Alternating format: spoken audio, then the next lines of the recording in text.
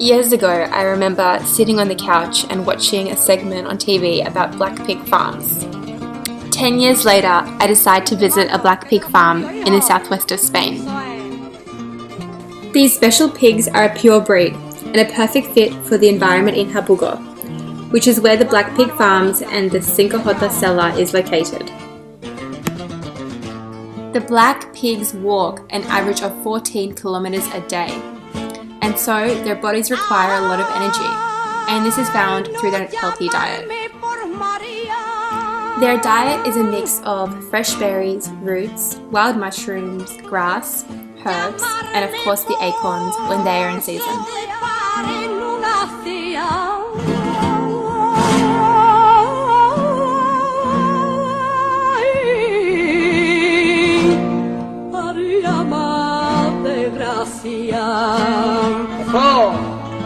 Que no llamarme por María, no llamarme por María. And in the piglets in June or in July, when there are no acorns left, they go into these lakes that they have for water, the water resource that they have for drinking. They go inside and they bathe and they take the acorns and they are on the floor of the lake. Really? It's incredible to see that. Wow! Oh my gosh! I mean, they have a smell. They can smell the acorns from very far away. Really? And they also identify the acorns that they are sweeter than the ones that they are bitter. Wow! So when you are in a place, like imagine you get in here and you see this tree full of acorns to the floor, no? And the next one you cannot see any on the floor. That is because that one is the sweetest. Oh my gosh! And the animal is always going to try to find the sweetest one first, and then they're going to eat the ones that they don't like so much. Wow. Hello, I am Maria Castro. I'm the responsible of public relations and communications of Cinco Jotas. We are the first company who started to produce acorn-fed 100% Iberico ham, and we started in 1879 in Hamburgo. After seeing one of the black pig farms, we moved on to visiting the Cinco Jotas Museum and their curing cellar. We entered through the original courtyard where the first jamons were cured over a century ago, and then Maria began to explain the family and company history. In 1879, Don Juan Rafael Sanchez thought of the idea of creating the best Iberican ham in the world. And after several years, he teamed up with the local butcher, Manuel Romero, and the local businessman, Enrique Carvajal, to push Cinco Jotas forward and expand.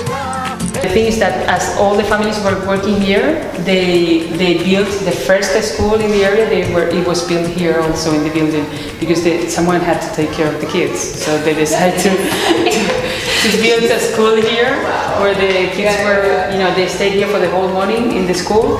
And after school, as the mothers, everybody was here, they also built a dining room and they fed all the families with a hot dish, which was very, very good. The locals from Hamburgo were employed, and shortly after the whole town played a role in creating the Cinco Jotas jamon and the brand it is today. It's incredible because you cannot learn these kind of jobs in the university. Someone has to teach you. The thing is that normally the master always takes a pupil to teach him, and what he does is that he always takes his son or his daughter. So at the end, the same person is taking care, in the same family, they're taking care of the same job. I just can't believe it. Like the smell, the aroma in this space is amazing.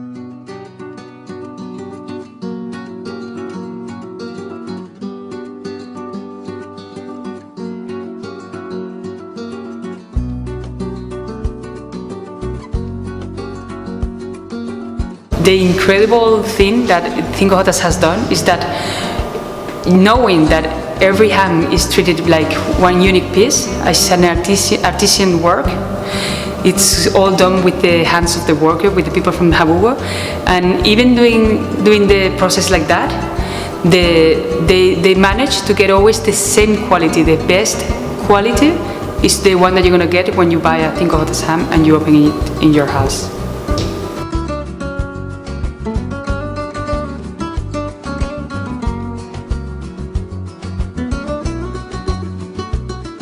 Acorn-fed 100% Iberian ham that you already know, like pata negra. It's a Spanish national treasure, and it's iconic in the Spanish gastronomy. Okay, we're just doing the same way that the Romans did. Okay, we're just using the salt to conserve the meat. But the truth is that we are in a special environment because we have all the nature that is surrounding Jabugo.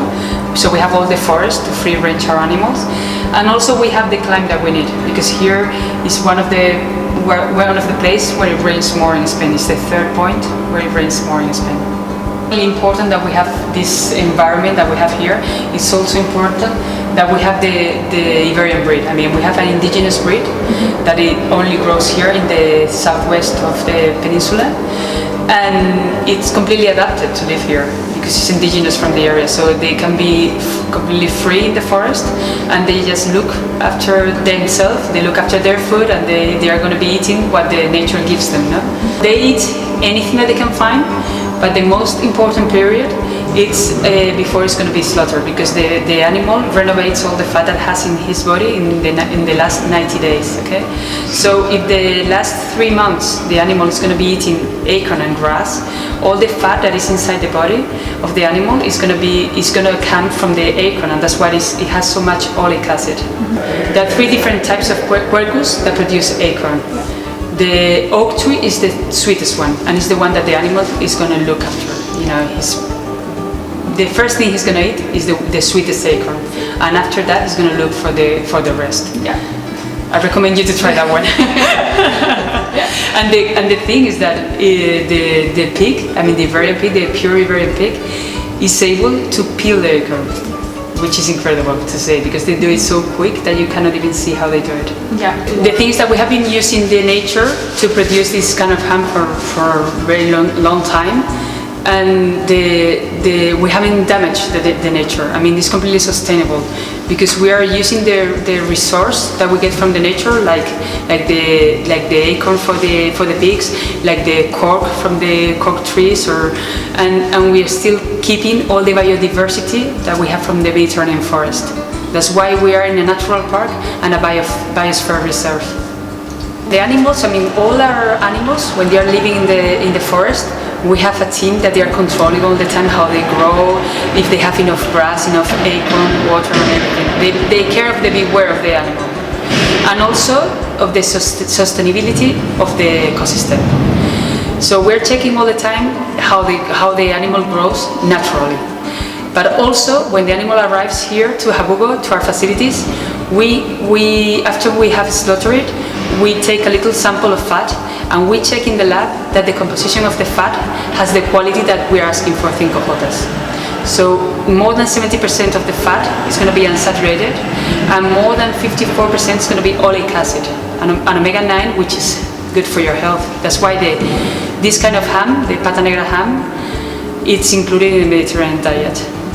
Our animals, okay, the Cinco Jotas pigs, they are free range and they are in their natural environment, and they are walking all day to find their food. So they're going to be walking around 14 kilometers per day.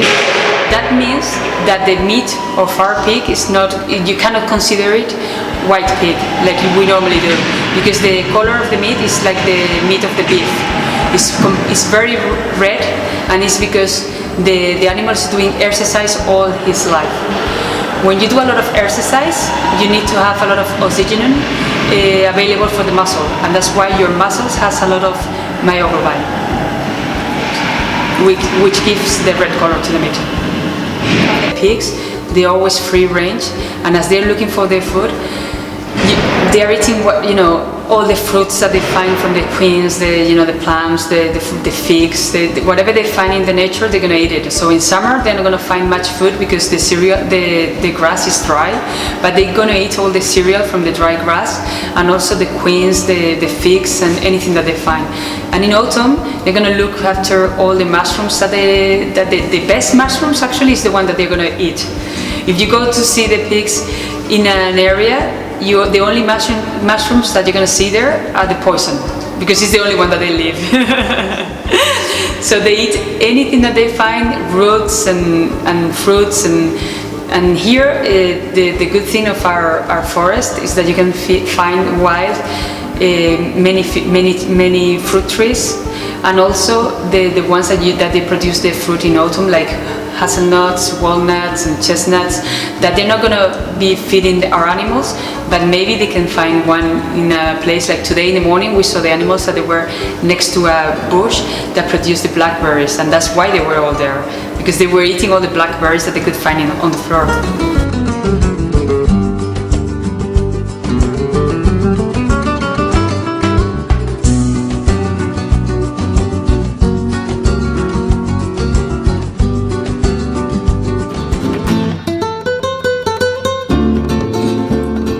Rafael is a master carver, and he showed us how to slice a jamon. Apparently, there are 3 different points on the leg which all have different texture and different flavour.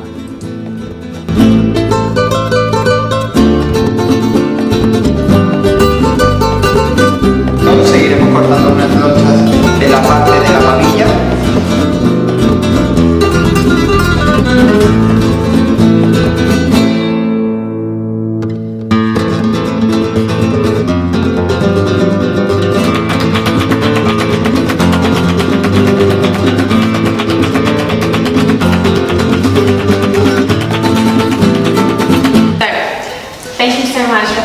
Showing us how to carve jamon and showing our viewers the different parts of the jamon and explaining the different flavors. And thank you so much, Maria, for just showing us all of Cinco Jotas, the farm, the space, the cellar, the museum part, and talking to us and just giving us so much interesting information and knowledge. So thank you so much. It was our pleasure. Good. Okay, so now we have to join. Yes, let's eat. A bit of hand together, okay? Yes, let's do it. Yeah. Salud. Salud. Salud.